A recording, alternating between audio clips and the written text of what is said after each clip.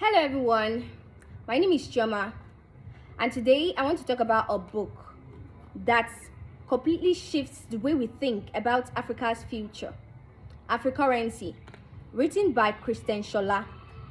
Now, when people talk about Africa, the conversation often revolves around poverty, underdevelopment, and suffering. But what if the real story is different?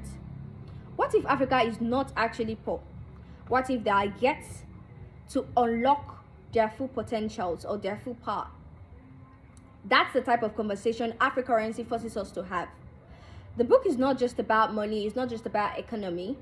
It is a bold blueprint that teaches us or tells us what Africa could become. Africurrency is written by Christian Shola, a thinker who forces Africans to rethink how we see ourselves economically. The central argument of this book is simple but powerful. Africa has everything it needs or it requires to becoming one of the world's strongest economic powers. But too often, the continent depends on external systems instead of building its own. Christian Shola argues that Africa must stop seeing itself through the lens of limitation and begin to create structures that allows wealth, innovations, and opportunities that remain within the continent. This book is deeply rooted with what Africa lacks. Africurrency asks a more important question. What if Africa already has everything it needs? And the real challenge is learning how to use it.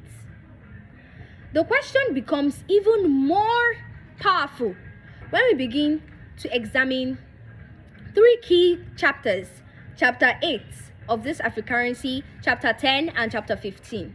Firstly, chapter 8, our resources. Christian Shola makes one thing clear. Africa is one of the most richest continents on earth. We have oil, we have gas, we have minerals, we have agriculture, we have human talents, name them. The issue has never been scarcity. The issue has been the value of creation. And this immediately brings me to Aliko Dangote. Shola says Africa must learn to convert resources into wealth within Africa. Aliko Dangote built exactly that idea. Instead of allowing resources to simply leave the continent in raw form, he created industries around cement production, sugar refinery, manufacturing, and one of Africa's biggest refining projects. Shola said, Africa has resources. Aliko Dangote built systems that transform those resources into economic value. Now, chapter 10, building bridges, building future. Why strong institutions and markets are Africa's launchpad. Here, Christian Shola explains why resources do not create prosperity. Nations become powerful when they build institutions strong enough to sustain growth. Dangote's success is not just about him building a business or owning a business. It is about building a supply chain. I know you understand what I mean by supply chain. Building a means whereby other people get involved, other industries get involved, other companies get involved, especially for employment, other people are involved, not just himself. Creating industries, industrial networks, and developing systems capable of supporting large scale, not small scale, large scale activity. Shola said, strong institutions create economic power.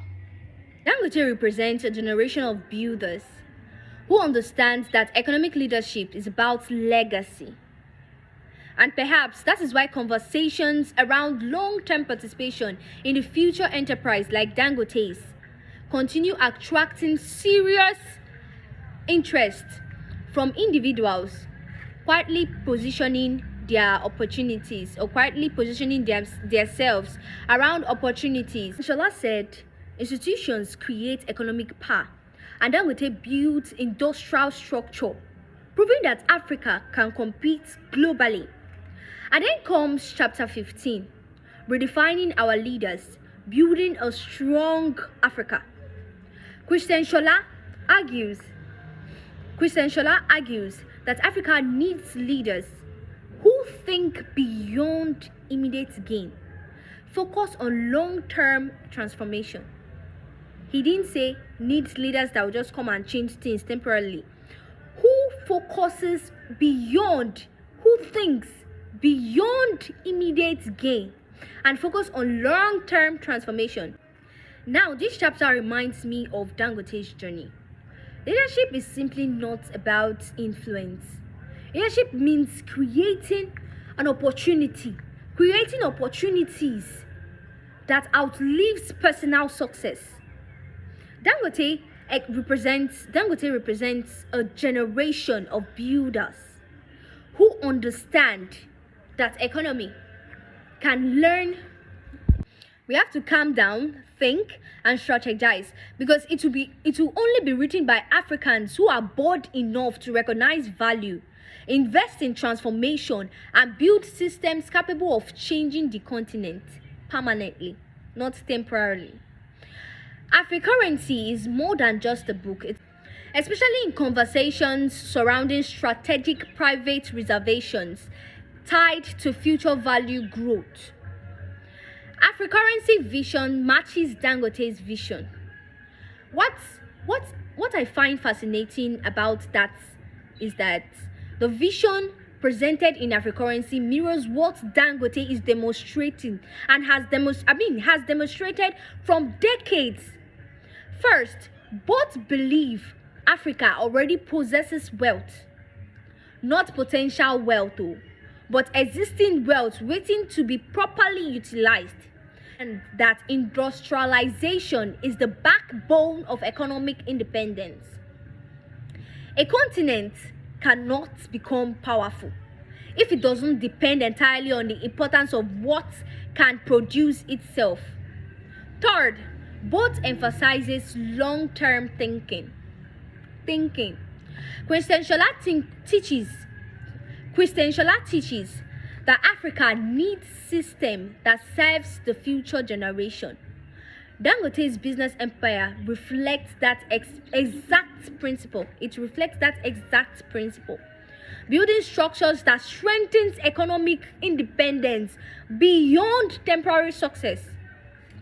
And finally, both vision challenges Africa to stop being spectators in global economy and start becoming builders. The future of Africa is not written by outsiders. It's written by us. We are the ones to start our future. We are the ones to emerge together and start up something within ourselves. We have all it takes. It needs thinkers. It needs efforts. And people like Alingo Dangote are the people. They are the ones who would help promote our Africa economy. The future of Africa will not be written by outsiders. No, it will be written by us. We have to calm down, think, and strategize. That is why conversations around long-term participation in the future of enterprises like Dangote's continue attracting serious interest of individuals who are quietly positioning themselves around emerging opportunities connected to his expanding market influence. Especially the conversation surrounding strategic private reservations tied to the value of growth. A challenge. It is a challenge for Africa to understand its worth. Africa already has what it needs. The question is whether Africa is ready to build what we have. We already have everything we need, but are we ready to build what we have? My name is Ewazu Choma, and this has been my review on Africurrency by Christian Shola.